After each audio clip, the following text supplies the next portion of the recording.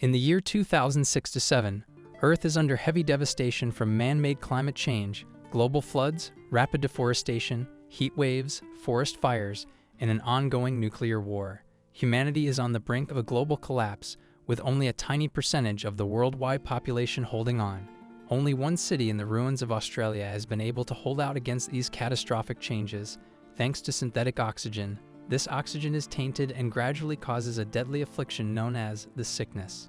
Several men are working on some utility tunnels, while an imminent meltdown is underway. They chatter nonchalantly, talking about going to a party. They complete a power reroute, safely putting back power onto the city.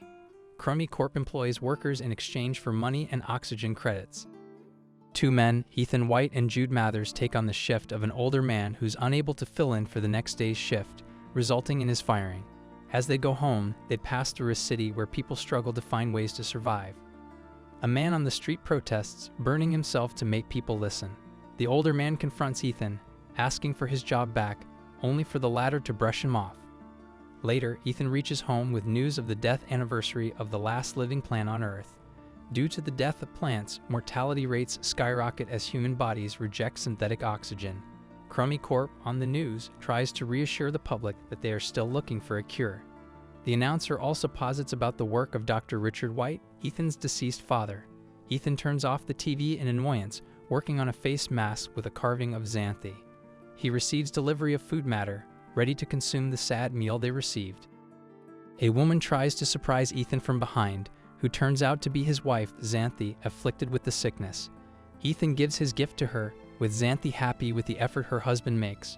She tries to be as happy as possible, but she continues to bleed profusely now and then. As the couple plays around, she coughs blood on his gift accidentally, and Xanthi washes off the mask in shame. One day, Ethan continues his work repairing the underground nuclear reactor. The guards find him, telling him that someone upstairs is summoning him. Ethan and Jude go together, then go to the Crummy Corp building for the first time. Unlike the ruins outside, Crummy Corp is clean, pristine, and has no blemishes, with holographic ads greeting visitors in the lobby. They are presented before Regina Jackson, the Chronicorp CTO. As they go to the top, she reveals that the sickness will eventually wipe out humanity. Regina also reveals that there's a way to save everyone, and they need Ethan's help. Regina shows the Chronicle, a prototype time machine that quantum physicist Richard White had worked on before his death 20 years before. He meets Billy Mitchell, one of the scientists working on the Chronicle's development in the lab. The scientists received a radio signal from 407 years in the future with a message encrypted in it, telling them to send Ethan White. The team hopes to prevent the extinction of humankind, wanting to send Ethan to figure out what allowed people to live for several hundred more years. Ethan is asked to be sent into the future, but he refuses as the current Crummy Corp has no way to bring him back home, hoping to find the messengers from the future and get Ethan back too. They pressure him with the responsibility of saving the world, but Ethan could only sigh. Later, Ethan and Jude are at an oxygen bar, discussing the situation at hand. Jude is very positive about the opportunity, while Ethan is dismissive, resenting his father for abandoning him and his mother. Jude tries to convince him, reminding him that they need to go to the darkness before finding light. Jude reminds him that Ethan's wife is dying, and it's not about saving the world but saving Xanthi. Ethan starts to feel confused about the situation, remembering his childhood. On his 8th birthday, his father is late going home, but making up for it, he gives Ethan a specialized device. His father also tells him a cryptic message about how Ethan will be special and how he can do great things after he grows up. The gift turns out to be a permanent wrist device embedded in Ethan's arm, which made him bleed profusely as a child. As he gives his gift, Richard starts running away, which would lead to his eventual passing. Later on, Xanthi gets wind of the situation, learning Ethan is unwilling to go because of his responsibilities. She asks him not to use her condition as an excuse, but Ethan is stubborn, reluctant to yield his fear and insecurities about his father's work. Regardless, Xanthi's pleas convince Ethan to do it. Ethan gives the city one last look, remembering the grief and suffering he experienced. He gets the resolve to go to the future, but he strikes one deal with Crummy Corp. Regardless of how much cure he gets, Xanthi should get the first shot. They agree, putting forth the entire process. Ethan becomes Subject 14, the Chronicle's only pilot. The corporation provides him with space suits and gadgets for the mission and a warning. The teen currently can't tether to a safe location, and here's a chance to throw Ethan inside a mountain or under the sea. To prevent this, they adjusted the altitude of the trip, potentially killing him. He continues regardless, ready for what's ahead. The scientists also give him Archie, a navigational computer to help him. Ethan starts to feel anxious, but the time leap initiates, shooting him into the void of space. After surviving the traumatic time displacement, Ethan finds himself in a lush rainforest with his body on fire from the re-entry. Ethan is overwhelmed by the dense amounts of oxygen, with his lungs adjusting to the current atmosphere. He walks around, unable to believe the splendor of green earth. The world recovered and gigantic trees surrounded him, giving Ethan a little reprieve. He uses Archie to search for local civilization, which brings him to a nearby bunker-like structure. Ethan also finds a skeleton wearing his jumpsuit, a decaying Archie, and his wrist device, with a bullet hole in its skull. The discovery of his apparent death shocks him, but Ethan inquires Archie about the situation, but to no avail. Ethan tries to get the wrist device from the skeleton and realizes the exact match. He then goes on to look for ways around the situation. Ethan tries to gather information from his other self through his Archie computer, which is almost ready to shut down. He replays the last recording on the device, revealing that another person shot him to stop his suffering. Later on, Archie finds an emergency beacon, asking Ethan to follow through. Around the bush, Ethan finds parts of the Chronicle. He tries to survive for the night, making his fire and figuring the date to be 2474 AD. He also eats poisonous berries by accident as a storm brews above him during this time. Ethan groans in agony, hallucinating from the effects of the berries. A meteor falls from the sky, falling nearby. As Ethan groans in pain, he sees a shadow running after him in the mud. The shadow stabs him, passing out for the night. A little later, Ethan comes to, dazed and confused, hearing a muffled voice from the shadow. As he starts to wake up, he realizes that he is rescued by Jude, who followed him through time after his life readings, transmitted through the Chronicle, started failing. Jude tries to console his good friend, happy to be his companion for the journey. He tries to encourage his friend, looking for other ways into the bunker.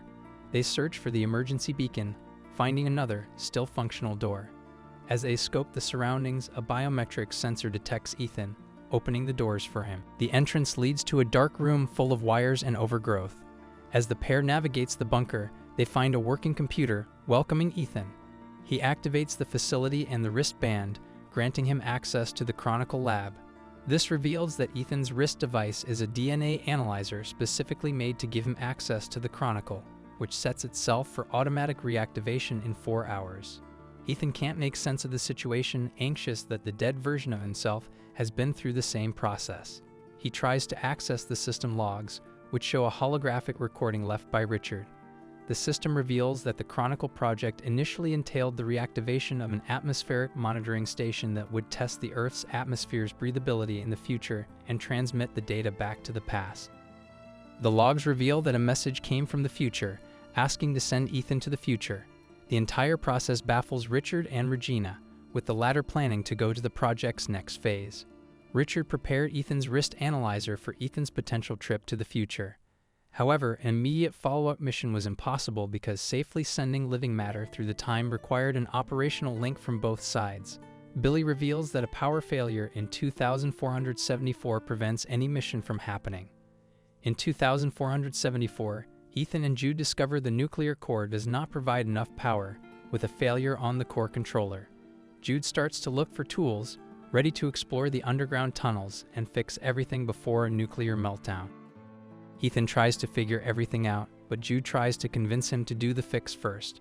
The pair argues, with Ethan anxious about the possibilities around him while Jude wants to act.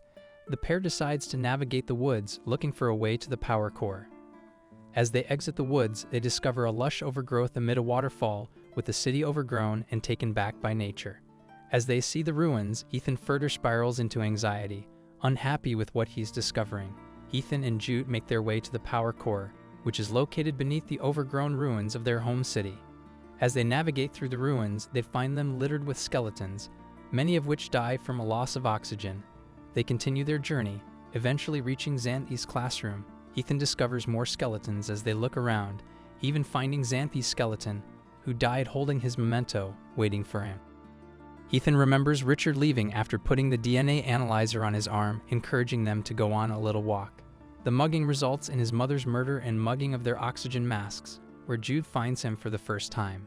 Jude tries to bring him back to consciousness, only for Ethan to blame himself further.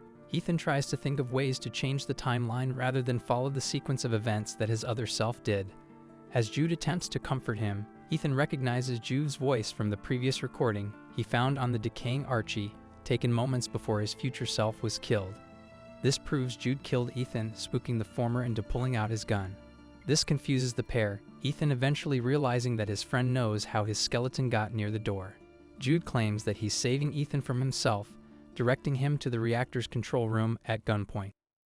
Unable to activate the emergency override, Ethan decides to go inside the airlock and pull the lever. Ethan struggles to pull the lever from the lack of oxygen, slowly dying from asphyxiation. As he starts to lose air, Jude comes in to unseal the airlock, giving them enough time to operate the time machine. With 37 minutes to spare, the duo return to the Chronicle lab, where Ethan finds another exit that opens the entryway next to his skeleton. Ethan puts the pieces together, realizing that he's near his death. He realizes he's only been delaying the inevitable. Ethan suffers a nervous breakdown and implores Jude to kill him, which Jude refuses to do. Jude then confesses that there was no real hope of ever changing the future. Jude reveals that he's there to change the plan without telling what it is. Ethan also discovers a nearby pantry that contains 0 masks, unable to believe what is happening. Jude is willing to simply save the two of them rather than return to the past. Ethan is unwilling to compromise. Ethan locks Jude in a room and plays back his father's log from the day that Richard died. Richard apologizes for being an absentee father, but he believes he's doing something for the greater good. Within the logs, Ethan learned that his mission was a ruse. Richard discovered that Jackson intended to flee from her dying time into the future with a chosen few, while Richard maintained hope for humankind. Jackson saw humans as a virus, ready to slash your throat for a whiff of fresh air. Jackson is willing to let the Earth heal, having everyone die first as they jump into the future where the world is green once more. To prevent its abuse, Richard keyed the time machine to Ethan's DNA, but Jackson killed Richard when Billy announced that the machine could be rigged to send a person into the future one way. Jackson appoints Jude as Ethan's guardian, ensuring that Ethan would continue forward in time to repair the power failure and stabilize the time portal. Jude is remorseful of his former act, looking to encourage Ethan to continue living. Ethan tries to shut the Chronicle down, but Jude moves to stop him. Jude goads Ethan to fight him, wanting him to survive. Ethan refuses, continuing to believe in his friend and father figure over the past 20 years.